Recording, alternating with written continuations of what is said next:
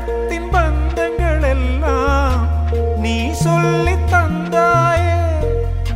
பிறப்புக்கும் இறப்புக்கும் இடையில் வழி நடத்தி சென்றாயே. உனக்கே ஓர் தொட்டில் கட்டி நானே தாயாய் மாறிட வேண்டும்.